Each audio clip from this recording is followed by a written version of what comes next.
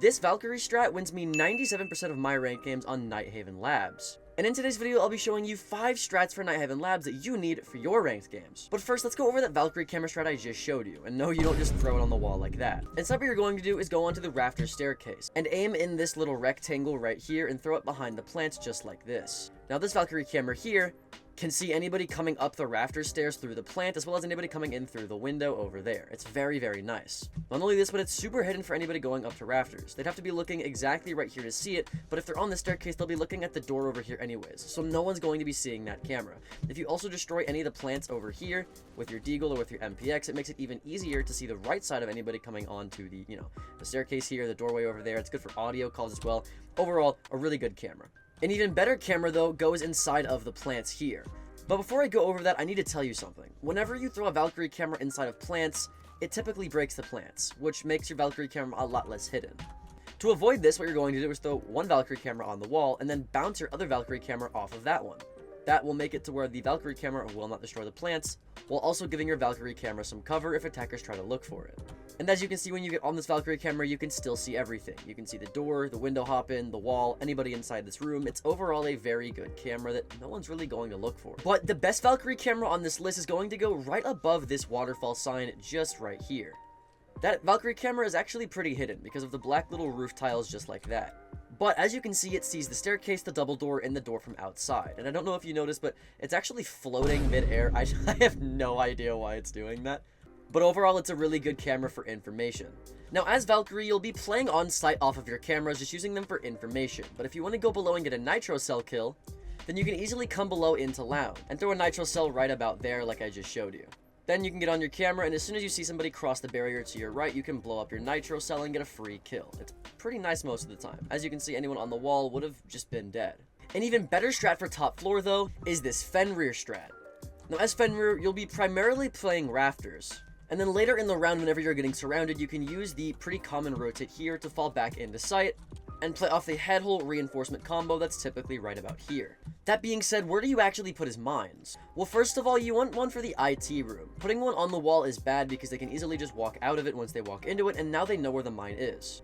So putting it deeper into IT is not a terrible idea.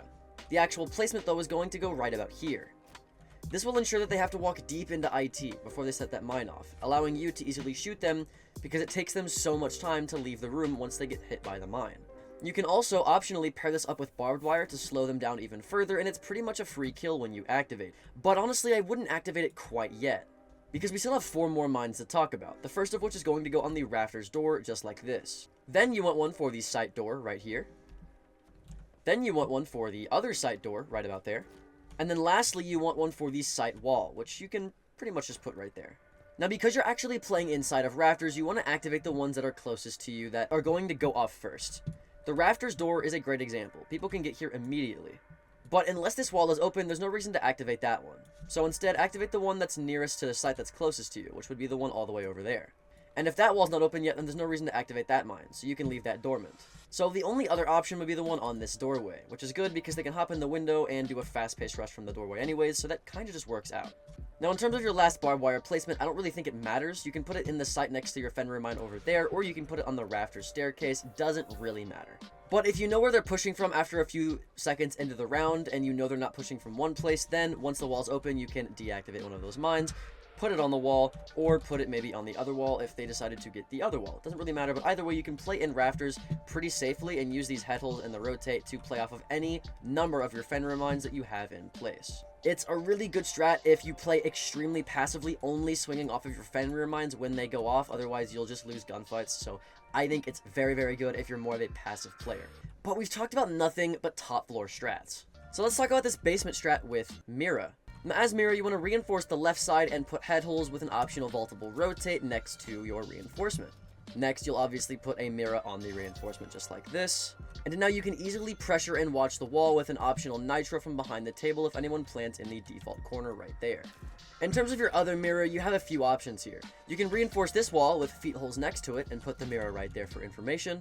You can reinforce this wall, put the Mira on that, and then have head holes that you can actually swing off of for kills. Or you can reinforce both of these walls and put the Mira like this. It's pretty optional and you can do whatever best fits your playstyle. That being said, there's not much that you just set up. You really only set up 3 reinforcements and a mirror, so you should get your shotgun out and help your team set up sight. Usually, you want to rotate right here, which you've already done, but also you want to rotate on the right side of this wall as well. This rotate will allow you to stop the plant that typically happens in front of this wall right there, but it will also allow you to get another angle onto the wall if you need to get off of your mirror. If you put a reinforcement next to it as well, it's a lot safer to peek this angle, so I definitely recommend that you do that if you have reinforcements left over.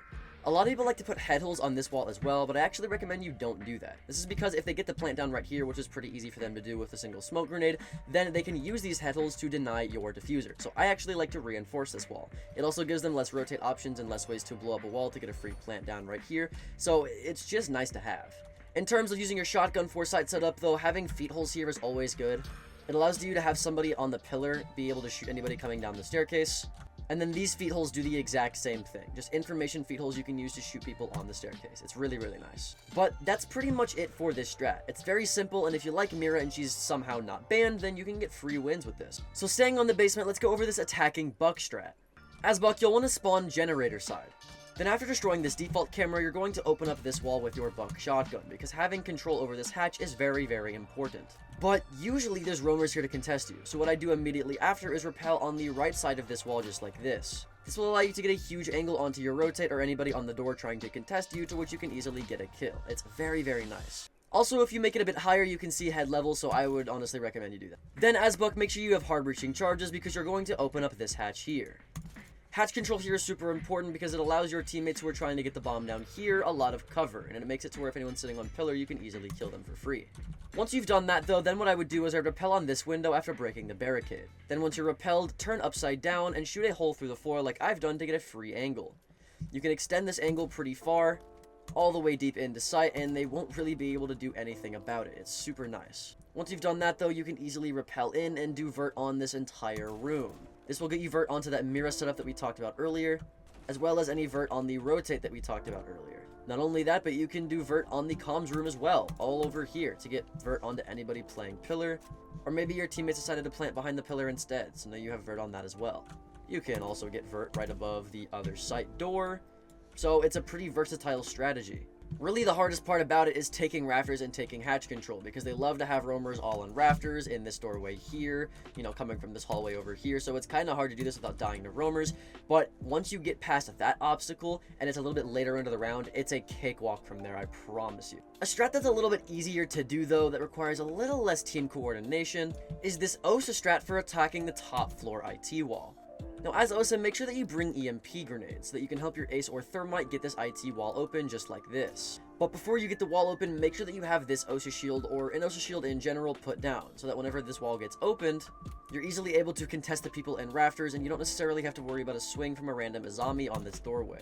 This is honestly where you're going to spend about half the round, just contesting rafters, contesting the doorway, and then if you can't see anybody in rafters or you want to pressure them a bit more, you can pull your shield out and then come onto this doorway with your shield. Once you do this, you can pull your OSA out and break the barricade with it, and then, you know, kind of look around, see if anyone's rafters. If they are, you can put the barricade down, bait out the impacts, you know what I'm saying, put it down again, and then you can have a gunfight with anybody in rafters with somebody else behind your first OSA shield, preferably your hard breach, also having an angle onto them. So now you have 2 angles onto the rafters, kid, which is a pretty much guaranteed kill, right? Like, because they can't handle 2 people at once. Then, once you've done that, you can pick up this OSA shield and put it for the rotate. Now, they can't rotate in between sight, and your person behind that OSA shield can still see anybody on your doorway that wants to swing you.